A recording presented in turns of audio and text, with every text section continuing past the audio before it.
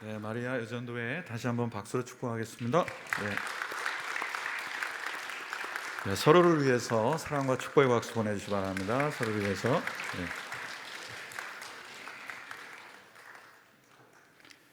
하나님 자녀의 삶이라는 제목으로 함께 은혜를 나누기 원합니다.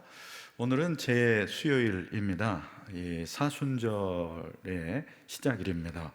부활주일 전까지 40일간을 이 사순절이라고 합니다.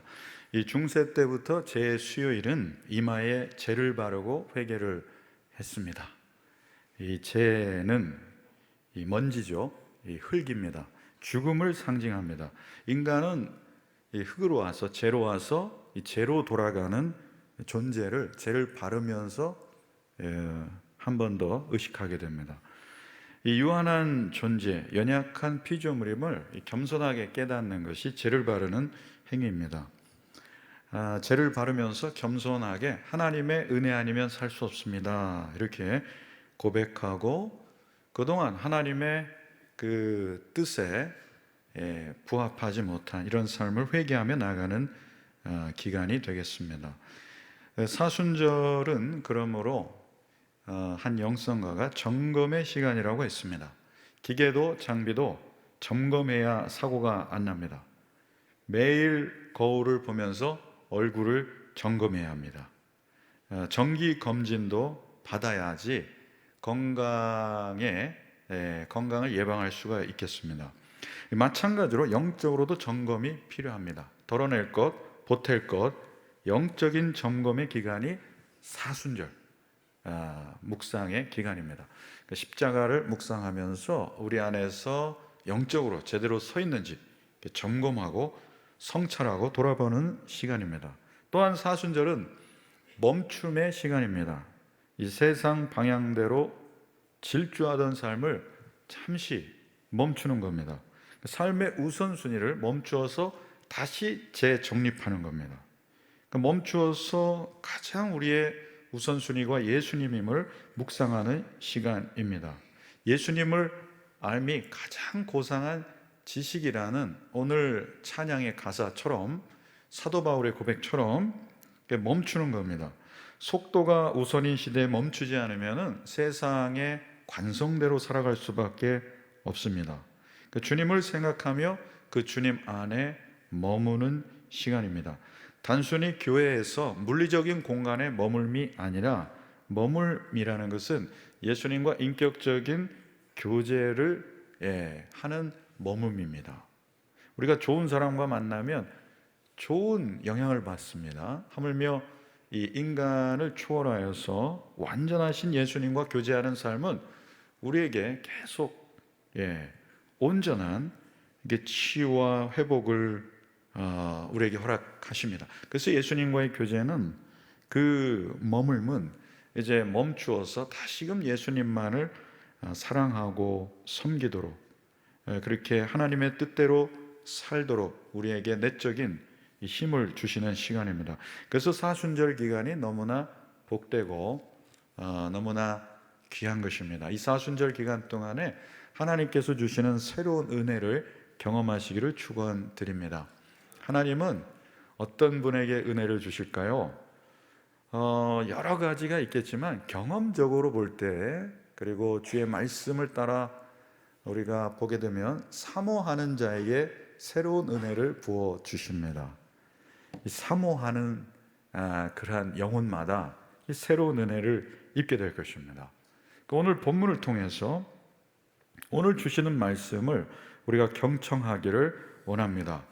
이 본문은 하나님의 자녀의 특징과 마귀의 자녀의 특징에 대해서 말씀하고 있습니다. 요한 1서 2장 28절에서 3장 10절의 말씀을 도표로 그려보면은 하나님의 자녀와 마귀의 자녀 대조되어 있습니다.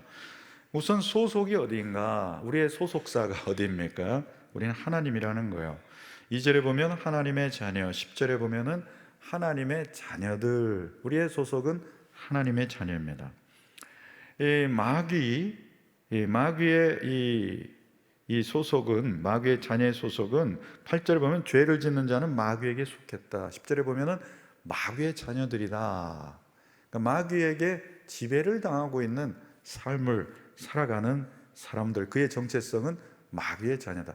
이게 지금 보면 태생부터가 아니라 출생은 잘 하였으나 마귀에게 점령당한 사람들, 마귀의 자녀라는 겁니다. 그 삶의 중심은 무엇인가? 하나님의 자녀는 그리스도 안에 거하는 삶이다. 27절에 보면 주 안에 거하는 자, 6절에 보면 그 안에 거하는 자.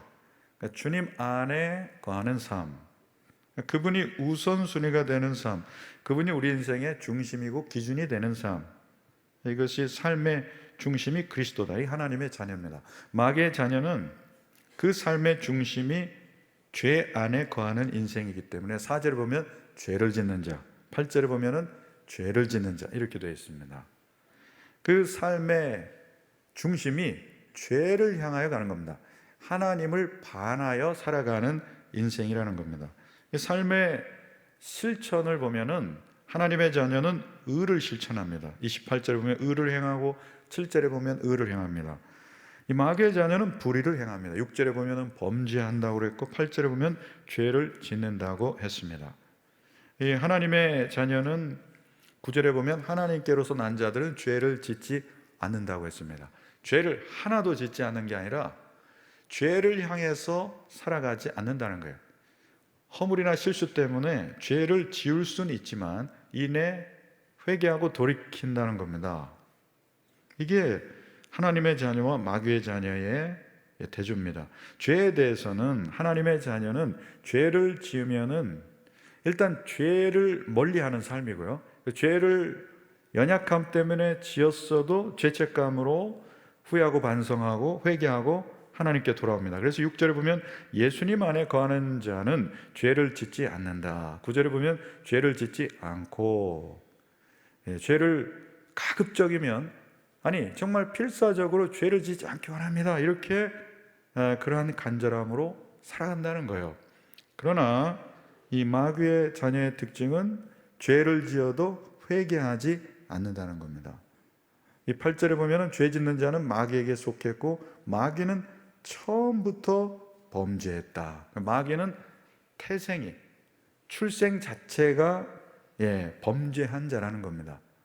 이 후천적인 이러한 이 범죄자가 될 수 있겠죠. 그러나 이것이 고착이 되면은 죄의 지향이 더 큰 인생이 되는 겁니다. 그래서 이 마귀의 자녀의 특징은 죄를 짓는 것을 부끄러워하지 않고 회개하지 않는 이러한 사람입니다. 혹시 여러분의 가족이나 가까운 곳에 있는 분이 살면서 한 번도 여러분에게 미안하다는 말 안 하거나 아니면 잘못했다는 말 안 하거나 내 실수라고 안 하는 분이 있다고 해보십시오.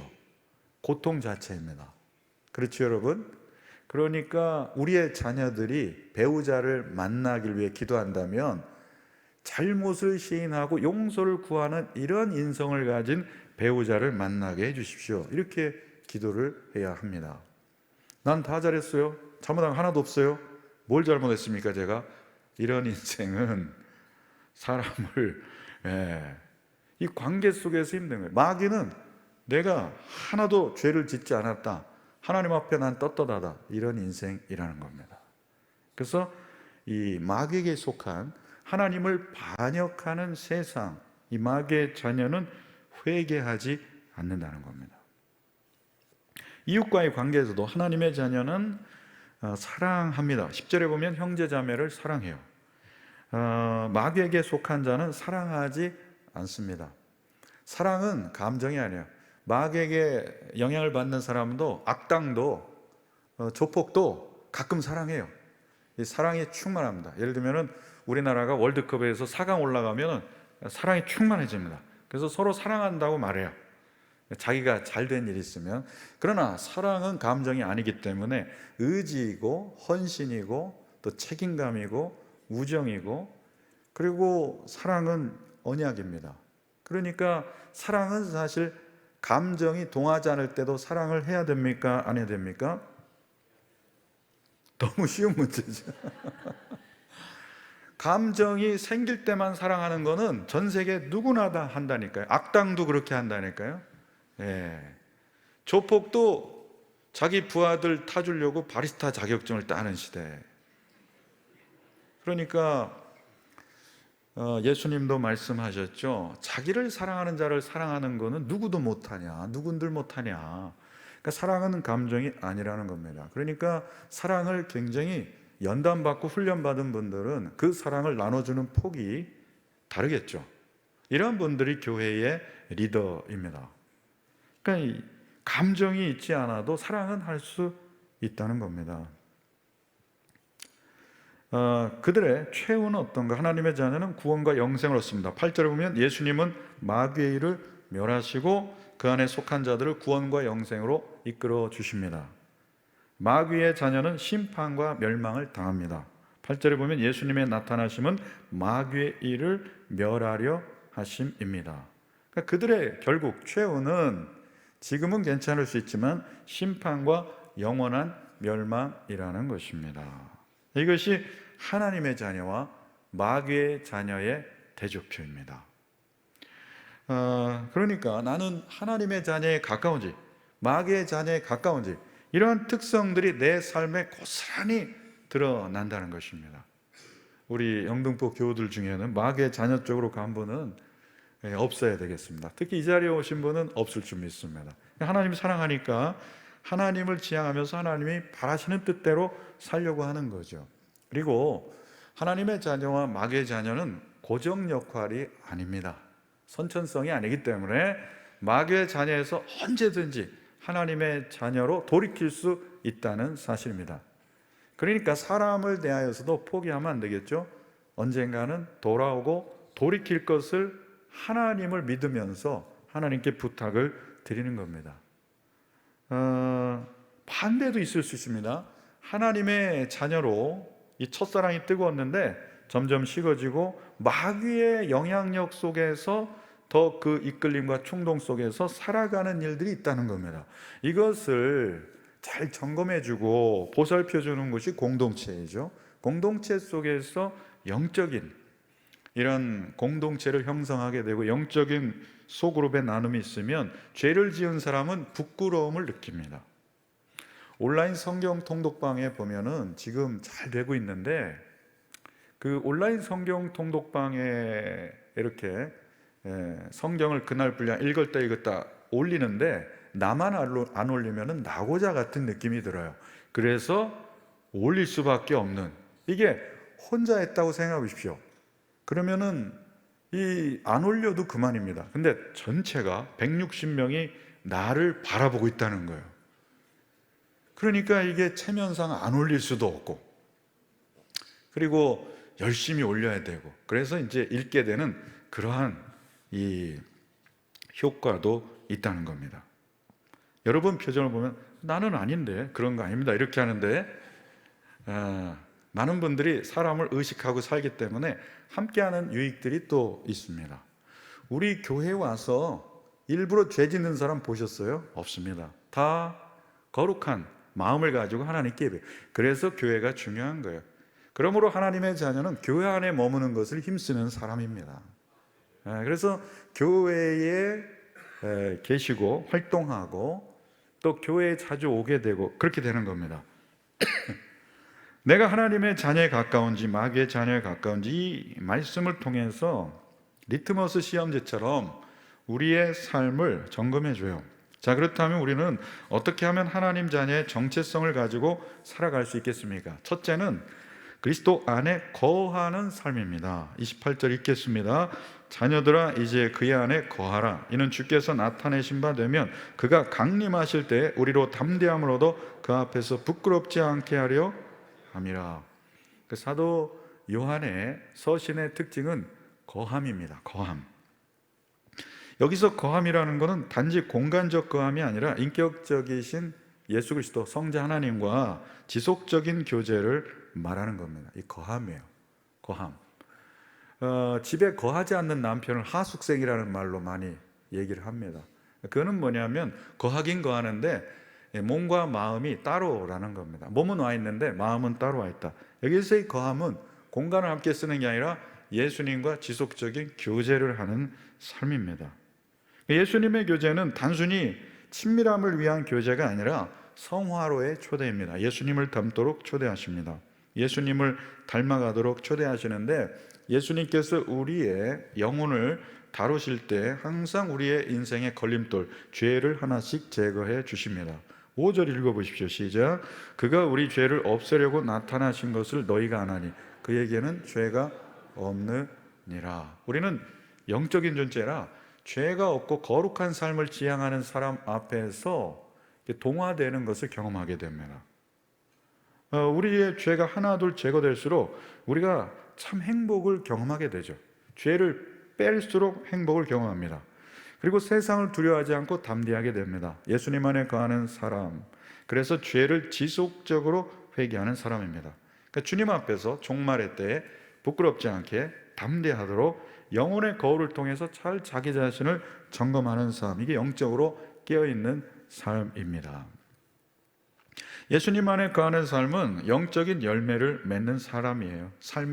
예수님의 영적 양분, 포도나무 가지 비유처럼 그 양분을 받아가면서 살아가는 삶입니다. 그래서 어떻게 하면 하나님 자녀의 정체성을 잘 지키고 좀 더 하나님의 자녀답게 살 수 있을까? 그리스도 안에 거하는 삶이라는 겁니다. 어떻게 하나님의 자녀의 정체성을 가지고 살아갈 수 있습니까? 두 번째는 의를 행하는 삶입니다. 29절 읽겠습니다. 그가 의로우신 줄 알면 의를 행하는 자마다 그에게서 난 줄을 알리라. 의라는 것은 도덕 윤리적인 삶을 넘어서 하나님과의 바른 관계를 뜻합니다. 사랑하는 마음 없이도 도덕을 지킬 수 있습니다. 그런데 하나님이 원하시는 의는 하나님을 사랑하고 하나님의 뜻대로 살아가는 삶이에요. 하나님과의 바른 관계입니다. 우리에겐 의가 없기 때문에 예수님 안에 거하는 삶을 통해서 예수님의 의를 통해서 하나님과 바른 관계를 맺을 수가 있습니다. 예수님을 믿지 않으면 하나님과 바른 관계가 성립이 안 되겠죠. 단순히 선한 행동이 아닙니다. 하나님과의 바른 관계 속에서 살고자 하는 마음입니다. 그러니까 사실 우리를 돌아보면 회개할 것 투성이인 거죠. 우리의 내적 동기, 우리의 마음과 생각, 뜻, 이 세상적으로 동화되었던 것들을 다시 돌이켜서 하나님께 지금 조율하는 인생이 되어야 합니다. 만일 자녀가 있습니다. 이 자녀가 바른 생활해요. 의로운 행동도 합니다. 그런데 부모에게 사랑을 안 줍니다. 그리고 마음을 안 줘요. 대화를 안 한다고 생각해 보십시오. 얼마나 이 관계가 마음이 아프겠습니까? 하나님과의 관계도 마찬가지라는 겁니다. 바른 생활이에요. 근데 하나님께 마음을 안 드려요. 친밀한 관계 속에서 자발적으로 사랑과 순종의 삶을 드리지 않습니다. 어떤 분은 주일 1시간 와서 주님께 할 의무를 다 했습니다. 됐죠? 뭘 더 바라십니까? 주님 하면서 돌아가는 경우도 있다는 겁니다. 더 이상 나에게 바라지 마시기를 바랍니다. 이렇게 하나님은 우리의 모든 영역에서 주가 되어주시기를 원합니다. 그래서 하나님과의 바른 관계 속에서 이 의를 행하는 삶 살기 원하시는 거예요. 세 번째는 범죄하지 않기입니다. 6절 읽겠습니다. 그 안에 거하는 자마다 범죄하지 아니하나니 범죄하는 자마다 그를 보지도 못하였고 그를 알지도 못하였느니라. 범죄를 일부러 하는 자, 이러한 자가 하나님을 반역하는 자입니다. 이러한 자는 예수 그리스도를 보지도 알지도 못했다, 이렇게 말씀하고 있습니다.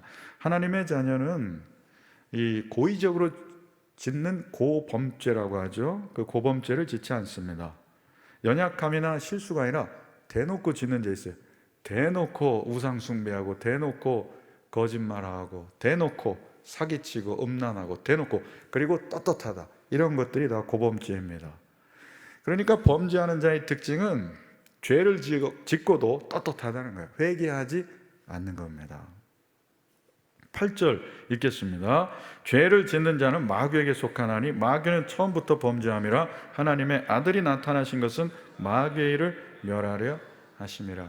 예수 그리스도께서는 마귀를 따르는 자들의 죄와 악을 하나하나씩 멸하시고 제하시는 것, 이것을 위해서 오셨다는 겁니다. 마귀는 어떤 특징이냐면 처음부터 범죄함이라는 겁니다. 요한복음 8장에 보면 마귀는 처음부터 살인한 자라고 나옵니다.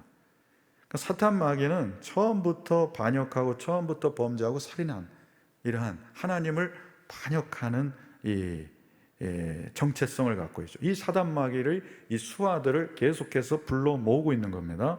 예수님의 오심은 마귀의 일을 말하러 오셨다. 요한복음 8장 44절입니다. 시작. 너희는 너희 아비 마귀에게서 났으니 너희 아비의 욕심을 너희도 행하고자 하느니라. 그는 처음부터 살인한 자요 진리가 그 속에 없으므로 진리에 서지 못하고 거짓을 말할 때마다 제 것으로 말하나니 이는 그가 거짓말쟁이요 거짓의 아비가 되었음이라. 이 마귀의 특징이 살인한 자, 거짓말하는 자. 그러니까 오늘 우리의 삶에도 이런 모습이 나타날 수 있다는 겁니다. 말로 사람을 죽일 수 있어요. 눈빛으로도 사람을 죽일 수 있어요. 그리고 우리의 행동으로도 사람을 죽일 수 있습니다. 그리고 거짓말쟁이, 입만 열면 거짓말한다 그러죠. 그러니까 정직하지 않은 거예요. 대체로 여성분들은 남성들을 향하여서 정직하지 않다고 평가하고 있는 편이 맞습니까? 아닙니까? 그러면 됐습니다. 그러면 아니라고 하고, 예? 우리 영등포교 남성분들은 다 정직한 걸로 그러면 정의하고 넘어가겠습니다. 우리는 생존의 위협 때문에, 손해 때문에, 아니면은 나를 보호하기 위해서, 아니면은 나를 방어하기 위해서 거짓말을 그냥 막 하면서 살아가는 존재라는 거예요. 이것이 쌓이면은 큰 거짓말도 그냥 스스럼 없이 하게 된다는 겁니다. 그러니까 우리는 되게 정직하지 못한 편이 많아요. 우리 같이 체면 문화에서는 더욱 그럴 수 있습니다. 잘 지내세요? 잘 지냅니다. 그런데 실상은 그렇지 않을 때가 많다는 겁니다. 그래서 이 질문을 잘해야겠구나 이런 생각도 하게 됩니다. 저는 유년주일 학교 때 이 아이들한테 질문하면 항상 걸리는 게 하나 있었어요. 우리의 삶에서 보면은 오늘 예배 잘 드렸니? 그러면 네 하고 시큰둥하고 가는데 재밌었니? 그러면 아니요. 그러면 이제 대화가 시작되는. 그러니까 우리의 삶에서 그냥 의례적으로 상투적으로 하는 말들이 굉장히 많습니다. 정직하지 않은 면도 많은 거예요. 심지어 자기의 이러한 내면을 정직하게 들여다볼 줄 모르기 때문에 또 정직하지 못한 경우도 있습니다. 그래서 성령님께서 우리를 좀 더 아주 예리하게 다루시면은 좀 더 우리의 감정도 파악하게 되고 우리의 내면의 욕구, 왜 거짓말 하게 됐는지 이것도 하나하나씩 알게 하시는 겁니다. 우리는 거짓말은 안 해도 있는 것을 부풀려서 얘기하는 경우가 있을까요? 없을까요? 이것도 일종의 거짓말일 수 있습니다. 없는 것을 있다고 얘기하지는 않아요. 조금 있는 것을 많이 있다고 말하는 겁니다. 9절 함께 읽겠습니다. 시작. 하나님께로부터 난 자마다 죄를 짓지 아니하나니 이는 하나님의 씨가 그의 속에 거함이요 그도 범죄하지 못하는 것은 하나님께로부터 났음이라. 우리가 예수님을 구주로 믿을 때 성령이 우리 안에 거하십니다. 생명의 씨앗이 잉태가 되고 이 씨는 성령도 되고 하나님의 말씀으로도 우리가 해석할 수 있습니다. 그래서 거룩한 말씀이 우리 안에 씨앗이 들어가서 그 씨가 자라고 큰 나무가 되는 것입니다. 우리 씨를 보고 어떤 나무인지 구별할 줄 아는 사람은 거의 없을 거예요. 전문가도 어려울 것 같습니다. 그런데 그 씨가 자라서 어떤 나무가 되어 있느냐는 다 천양지차인 겁니다. 그래서 우리에게 거룩한 씨를 주셨는데 이게 잘 자라는 것이 중요한 거죠. 그래서 하나님을 향하여 살 때 이것이 잘 자라게 됐습니다. 그래서 하나님의 씨가 있는 사람은 영적인 생명이 작동하기 때문에 이러한 사람은 죄와 점점 결별하게 됩니다. 죄의 유혹에 견디기 어려운 것들이 있을 수 있습니다. 우리 인생에 이러한 것들은 스스로 이길 수가 없어요. 특히 우리 청년들이 이런 육체적인 죄의 유혹에 많이 빠지는데 이것을 이러한 스스로 이길 힘이 없습니다. 그래서 그러한 자리를 피하고 교회에 와서 교제하고 또 이러한 이 건전한 교제를 할 수 있도록 잘 이끌어주는 게 중요한 겁니다. 돈의 문제 굉장히 유혹이 어렵습니다. 권력 문제도 그렇고 성의 문제 이러한 것들은 스스로 이기기가 어려워요. 기도해도 이기기 어려운 게 있습니다. 이러한 것들은 공동체에서 서로 점검해 주면서 이겨나갈 수 있습니다. 상한 걸 먹으면 몸이 탈이 나는데 우리의 영도 마찬가지입니다. 죄를 자꾸 먹고 살고 죄가 맛있는 사람은 영이 고장나고 오작동되게 됐습니다. 그래서 말씀을 먹는 게 하나도 맛이 없습니다. 예배가 그렇게 재미가 없어요. 이 영이 은혜를 먹고 사는 사람은 예배가 그렇게 좋을 수가 없습니다. 혹시 여러분 가운데 이 땅에서 예배를 충분히 드렸는데 천국에 가면 맨날 예배 드린다면서요 하면서 지레 겁먹는 우리 그 자녀들이 있을 수 있습니다. 그 재미없어서 어떻게 할까요? 하나님의 은혜 체험이 없는 사람은 모든 게 지루하기 짝이 없습니다. 영은 생명을 먹고 살아야 됩니다. 하나님의 말씀을 먹고 계속 영의 충만함으로 살면은 죄는 점점 멀어지게 되어 있습니다. 우리의 인생의 신앙 여정 전체는 사실 회개의 여정인 것입니다. 수도사들이 수도원에 갔는데 이제는 죄를 안 짓겠거니 했더니 웬걸요? 가서 정말 또 다른 죄를 그 속에서 짓는 자신을 봤다는 겁니다. 봉쇄수도원. 한 번 들어가면 평생 죽어서 나와야 되는, 아니 죽어서도 그곳에 묻히는 수도원에서도 그렇게 각양각종의 죄가 많다는 겁니다. 이렇게 인간의 내면은 참 얼마나 이 생각 속에서 짓는 죄가 많은지 모릅니다. 네 번째가 이웃 사랑입니다. 10절 읽겠습니다. 이러므로 하나님의 자녀들과 마귀의 자녀들이 드러나나니 무릇 의를 행하지 아니하는 자나 또는 그 형제를 사랑하지 아니하는 자는 하나님께 속하지 아니하니라. 하나님의 자녀의 삶에 드러나는 특성이 무엇입니까? 그것은 그리스도 안에 거하는 삶이고 의를 행하고 범죄하지 않고 바로 이웃 사랑으로 열매를 맺습니다. 예수님이 사랑이시듯이 예수님께 속한 사랑은 사랑하며 살아갑니다. 사랑은 본디 이타적이고 희생적이죠. 자기 본위의 삶을 사는 자기중심적이고 이기적인 사람은 남을 희생시키게 되어 있습니다. 사랑은 감정이 아니라고 그랬죠. 감성이 충만한 사람이 있습니다. 그래서 말은 굉장히 기름지게 할 수 있지만 하는 행동은 족족이 이기적이에요. 선풍기 틀면은 자기한테만 갖다 놓고 맛있는 반찬 있으면 먼저 다 챙기고 이거는 말은 번지르르하게 하는데 행동에서는 사랑이 없는 겁니다. 사랑은 남을 섬기는 거예요. 사랑은 타인이 성장하는 걸 돕고자 하는 겁니다. 그래서 어떤 사람은 그렇게 달콤하게 스위트하게 얘기하지 못해도 사랑을 이렇게 베풀 수 있는 사람이 있습니다. 사랑은 감정이 아닙니다. 사랑은 헌신입니다. 신혼의 감정이 몇 년 갈까요, 여러분? 오래 못 갑니다. 그런데 우정은 얼마 갈까요, 여러분? 우정은 평생 갑니다. 우정이 귀한 거예요. 신혼의 그 로맨틱한 사랑을 꿈꾸면서 그 청년들이 많이 환상을 갖게 되는데 얼마 못 갑니다. 그래서 저는 할 수 있는 대로 우리 청년들의 이성을 바라보는 관점을 교정해 주고 싶어요. 어떤 배우자를 만나야 될까? 이것을 계속 알려주고 싶습니다. 여기 계신 분들은 그냥 감사하면서 계속 나가시면 되겠습니다. 이미 그러니까 우리의 자녀들을 말씀드릴 거예요. 저는 이런 대화를 할 수 있는 영등포교회가 너무 좋아요. 이게 그러니까 우리의 자녀들을 우리가 바라보면서 미래의 자녀들이 정말 오랜 시간 지속적인 사랑과 친밀한 가정을 이룰 수 있도록 그렇게 잘 이끌어줘야 됩니다. 이것이 우리의 이 기성세대의 의무입니다. 그래서 이 사랑이 감정이 아니라는 것을 계속해서 알려줘야 할 것입니다. 사랑은 감정이 아니에요. 사랑은 감정이 아니고 이 우정이 있어야 됩니다. 친밀한 우정. 함께만 있어도 서로가 위로가 되고 격려가 되는 이 정도가 되면은 얼마나 귀합니까? 이 우정을 나누려고 맨날 밥 먹여야 되고 맨날 이벤트 해야 되고 맨날 풍하고 굴려라 이러면은 그걸 누가 다 합니까? 그거 하다가 다 지칩니다.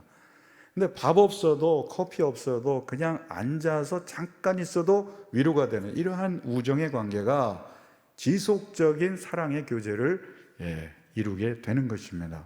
그러므로 형제자매 이웃사랑은 그리스도인의 삶의 열매라고 할 수 있습니다. 그 열매가 더 많아지고 더 커지는 은혜가 있기를 원합니다. 하나님의 자녀로 또 진리 안에서 굳건히 서가는 저 여러분의 삶 되시기를 축원드립니다.